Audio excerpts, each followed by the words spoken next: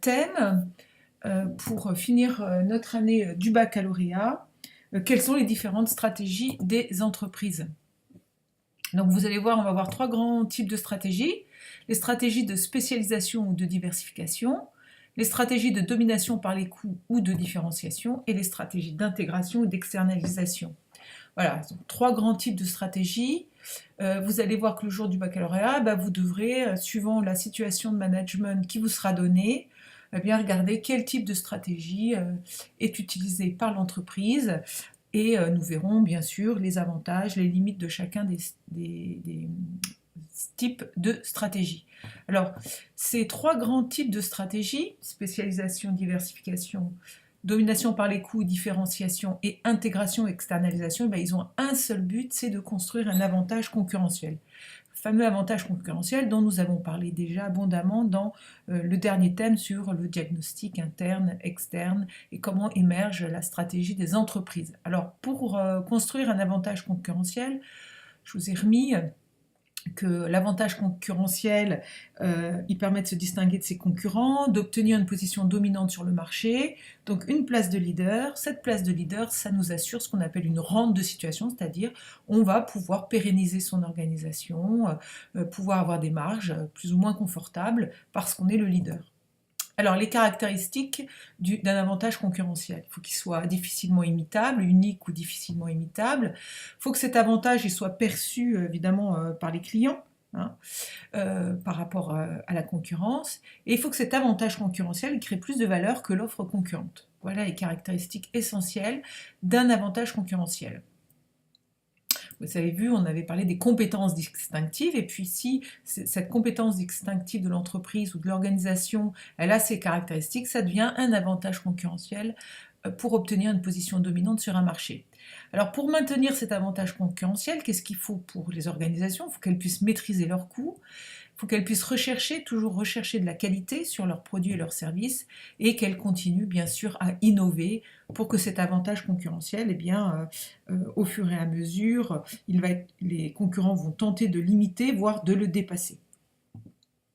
Donc maintenant qu'on a revu l'histoire de ce que c'est qu'un avantage concurrentiel, on va nous s'attaquer pour ce chapitre à la stratégie de domination par les coûts et de différenciation. Voilà, donc qu'est-ce que c'est que ce grand type de stratégie vous voyez, c'est antinomique, soit c'est une stratégie qui cherche à dominer par les coûts, soit à se différencier. Alors, la stratégie de domination par les coûts. Ces caractéristiques. La première caractéristique, pour faire face à cette concurrence, conserver cet avantage concurrentiel, elle va essayer de proposer une offre de même valeur que ceux de ses concurrents, mais à un prix plus bas. Donc pour pratiquer ces prix plus bas, elle va évidemment essayer de diminuer ses charges de fonctionnement, d'optimiser son organisation du travail, de rationaliser ses activités. Dans tous les cas, il va y avoir une plus grande faiblesse de sa marge unitaire. Mais ce qu'elle va faire, c'est qu'elle va essayer de jouer sur le volume de ses ventes, donc une importance des quantités vendues, et ça va lui permettre de faire ce qu'on appelle des économies d'échelle. Alors, faire des économies d'échelle, c'est lui permettre de répartir les charges fixes qu'elle doit payer tous les mois sur un plus grand volume de quantités vendues, et donc ça va faire baisser son coût unitaire. Si elle baisse son coût unitaire, elle pourra toujours dégager de la marge.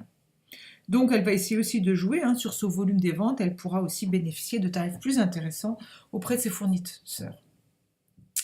Alors, donc son objectif, accroître ses ventes et ses parts de marché, c'est vraiment l'objectif essentiel de la domination par les coûts, obtenir une position de leader, dégager une marge plus importante, donc par des quantités vendues, par des économies d'échelle, et réduire le nombre de concurrents. Alors les limites de ce type de stratégie, vous l'avez vu, on l'avait vu en classe avec Vico, vous savez, donc cet opérateur qui vend des téléphones sans carte SIM et qui avait une stratégie de domination par les coûts, qui est en train d'inonder le marché, notamment le marché européen. Alors les limites de cette domination par les coûts, c'est une forte concurrence, c'est-à-dire que on est sur des prix pas très chers et on est sur des marchés extrêmement concurrentiels, donc on peut faire appel à une guerre, ce qu'on appelle une guerre des prix. hein. Une guerre des prix qui peut être déclenchée et menacer à terme même parfois la pérennité de l'organisation. Les marges vont être plus réduites, évidemment. Et on peut, la limite supplémentaire, c'est de dégrader l'image de l'entreprise si les clients associent ces prix bas, à une baisse de la qualité. Donc cette différence qui va être perçue par le client, eh bien, il faut faire attention de ne pas dégrader l'image de l'entreprise, parce que bah, si on baisse les prix, vous savez que souvent c'est associé dans l'image du consommateur par une baisse de la qualité. Alors, il peut y avoir aussi une saturation du marché, à savoir qu'on inonde le marché, on vend énormément de produits et donc le marché est saturé. Il n'y a pas de plus de croissance sur ce marché. Alors maintenant, on va voir la stratégie de différenciation. Donc ces caractéristiques, c'est une distinction des concurrents autrement que par le prix. Donc on va avoir des produits et des services qui vont se distinguer. L'offre, elle va être perçue par les clients comme différente et unique, et cette différence ne sera pas sur les prix. Donc c'est une distinction perçue par les clients et c'est une offre qui est unique aux yeux des consommateurs. Donc cette différenciation, elle va pouvoir se faire sur plusieurs caractéristiques du produit. Ça peut être la qualité, l'esthétique, le conditionnement, les services qui sont associés, la sécurité, l'image de marque, le circuit de distribution, etc., etc. Alors, cette stratégie de différenciation, ses avantages, ses objectifs, eh bien, d'une certaine manière, les prix vont être plus élevés, les marges vont être plus confortables. Le but, ce sera de se développer sur un marché en augmentant les marges et de fidéliser la clientèle, de finalement échapper à une guerre des prix et puis de réduire la concurrence en créant un monopole, souvent temporaire. Les limites de cette stratégie, c'est tout simplement que à terme, ça peut être une banalisation du facteur de différenciation. Mais vous avez vu au démarrage, on est les seuls à avoir par exemple la tablette Apple, et puis au fur et à mesure, cette différenciation n'est plus crédible. Il y a plein d'autres tablettes, d'autres concurrents qui arrivent sur le marché. Donc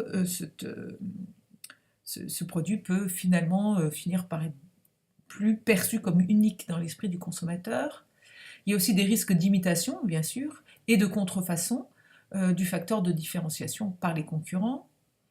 Cette différenciation est souvent onéreuse parce que pour que nous soyons perçus comme uniques et différents, eh bien, on investit beaucoup dans l'innovation, dans la communication, dans la formation, et donc ça nécessite des investissements importants. Voilà, donc nous avons fini sur cette premier grand point concernant les stratégies des entreprises, sur la stratégie de domination par les coûts et de différenciation. Et nos 2 prochaines vidéos seront sur les stratégies de spécialisation et de diversification, et puis les stratégies d'intégration ou d'externalisation.